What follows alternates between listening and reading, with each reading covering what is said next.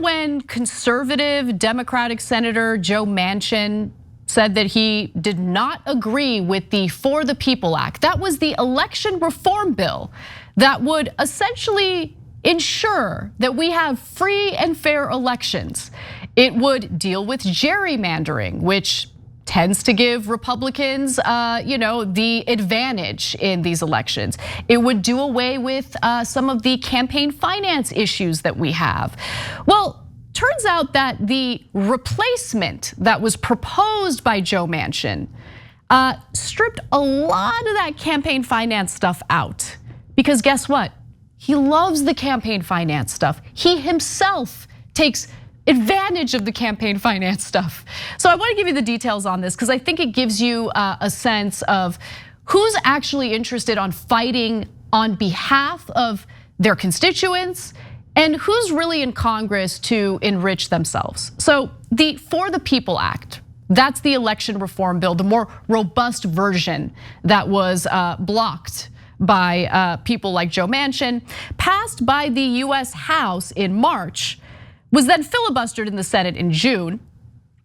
And it contains over 100 pages of ethics legislation, along with changes to campaign finance laws and election access. Now here's where things get interesting, okay? All of the government ethics provisions have now been stripped out of the Senate Democrats' compromise version to the For the People Act. It's known as the Freedom to Vote Act, which is set to receive a procedural vote very soon, perhaps this week, according to Majority Leader Chuck Schumer. Now, let's just stop for a second because Manchin claims, look, I had to come out with like a compromise bill because we want to make sure that this passes the Senate and there's still that legislative filibuster in the Senate, which means that this piece of legislation would need to pass with 60 votes, meaning that 10 Republican senators would need to vote in favor of it, the compromise version, for it to pass. Guess what? Guess what? Not a single GOP lawmaker in the Senate will vote in favor of the For the People Act, of course, or this compromise bill by Joe Manchin.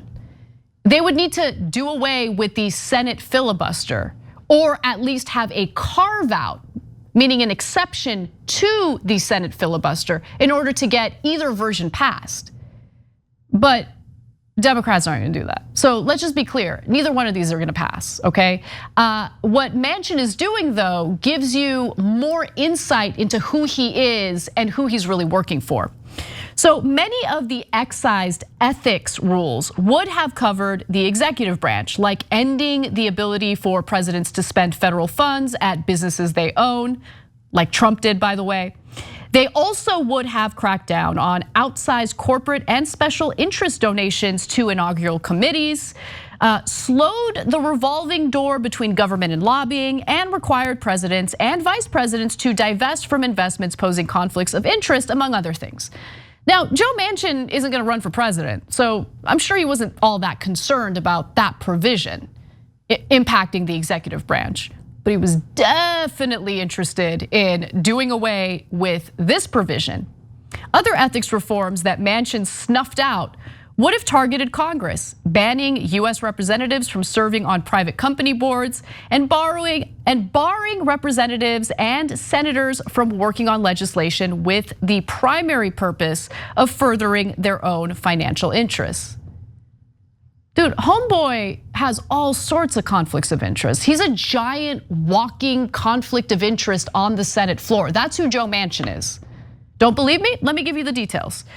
Joe Manchin lists 4 outside positions on his financial disclosure report from 2020, in addition to income he claims from investments in a pair of family companies. So there's coal brokerage, Ener Systems, I've talked about that before, but I'll give you more details in a bit, where his non-public stock is reported as worth more than 5 million or up to $5 million. Then there's the material provider Farmington Resources worth up to $500,000. Manchin is a partner in MPM Properties, which owns real estate, and in Manchin Enterprises, which reportedly owns a commercial rental property. TYT Investigates also previously reported that he is invested in, I believe it's AA Properties or something like that, where he is an investor in a hotel, La Quinta Hotel in West Virginia. That's pretty relevant as well. But let's take a look at the investments he's made in dirty coal in the state of West Virginia.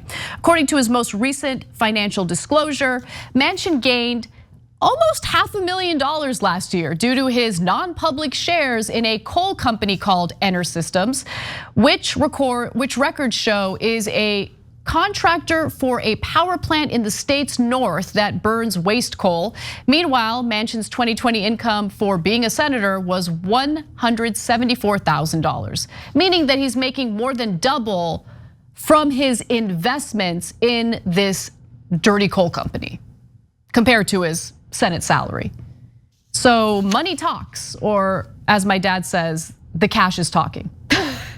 So it's incredible. Like this is, yeah, of course he's gonna strip the bill of these ethics provisions because the ethics provisions impact him. And look, he's not the only one, right? Manchin happens to be the most vociferous, right? He's the one who's willing to raise his hand and be like, hey everyone, I'm the biggest prick in the room, okay? But there are many pricks in that room. There are many lawmakers who do not like the idea of being forced to divest from individual stocks or corporations. I mean, why are they in Congress in the first place? I mean, it's all about enriching themselves, right? Again, Manchin's just the only one who's willing to be the punching bag on behalf of other corporate Democrats. So let me give you more.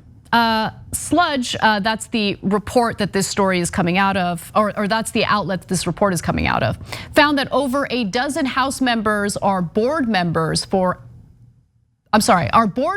at for-profit companies ranging from real estate firms to banks. By scouring thousands of pages of disclosure reports, Congress refuses to release data on its members' outside positions or financial investments, only releasing information as scanned paper forms or PDFs without searchable data, often disorganized and illegible. Gee, I wonder why. And look, the election reform bill is so important. I mean, it's amazing, right?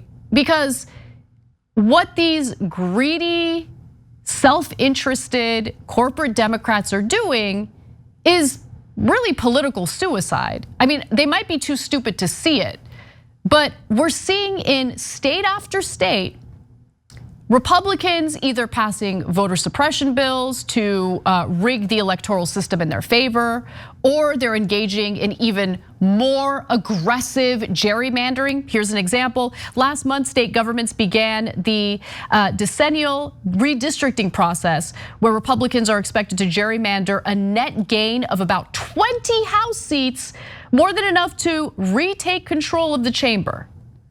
So if Democrats were smart, if the Biden administration were smart, they would immediately focus their attention on getting the election reform bill passed by doing away with the legislative filibuster in the Senate.